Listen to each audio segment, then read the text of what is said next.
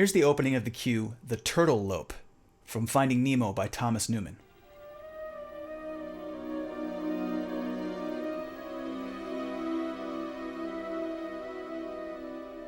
And it's the chord of the week. Keith Horn's chord of the week. 2003's Finding Nemo is a fantastic score by the prolific and oft-imitated Thomas Newman. This was the first Pixar film scored by someone other than Randy Newman, who is Thomas's first cousin. Can I call you Cuz? Everybody okay with Cuz? This is the part of the story where Nemo has just narrowly escaped being caught in the filter of the fish tank, and we fade out of that scene and into the next scene where his dad Marlin is regaining consciousness after he was stung in the jellyfish forest. Here's a clip of that scene.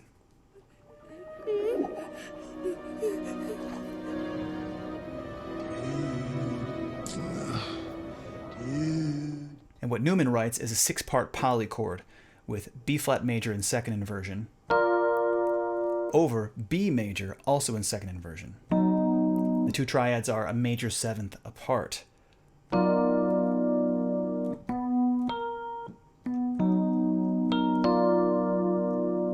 I love how this chord combines the consonants of triads with the dissonance of combining and displacing them at the same time. It's that balance between order and chaos that I love about this chord voicing. Me too. I love watching it. I love playing it. I love all of it. The chord then planes up a half step and back down again. And coupled with the chromatic flute line, it gives this sense of dizziness and disorientation to the scene. Making me dizzy. I'm gonna take a nap. So let's run this chord through some exercises.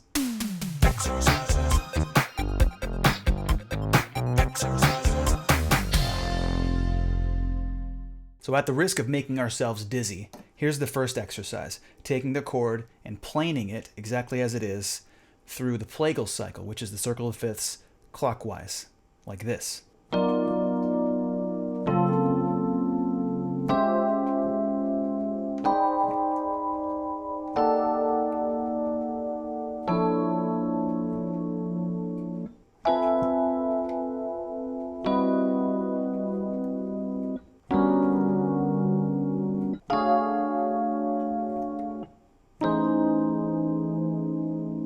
The next exercise is to use voice leading and move it counterclockwise in the circle of fifths through the authentic cycle.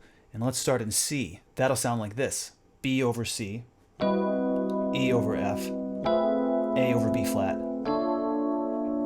D over E flat, G over A flat, C over D flat, F over F sharp. And finally, the last exercise is to run this through the ascending augmented cycle, which is another way to get through all 12 pitch centers or all 12 key centers. And that cycle is this. C augmented, F augmented, a fourth higher again from B flat, augmented, and E flat augmented. So again, that's this. And that's another way to get through all 12 keys or all 12 key centers. Check out my video on root cycles if you want to try out some more ways to get through all 12 keys. Link. So with voice leading, I'm going to start with middle C at the top here of the left hand. And our B chord will be there. So we'll go from C to E to A flat, F, A, D flat, and so on. And the right hand will do the exact same thing, but a major seventh higher at the same time. So that sounds like this. B over C, E flat over E, G over A flat, E over F, G sharp over A, C over D flat, A over B flat, C sharp over D, F over F sharp. And the last one is D over E flat, F sharp over G, and B flat over B, which is the chord from the film. Well, there we are.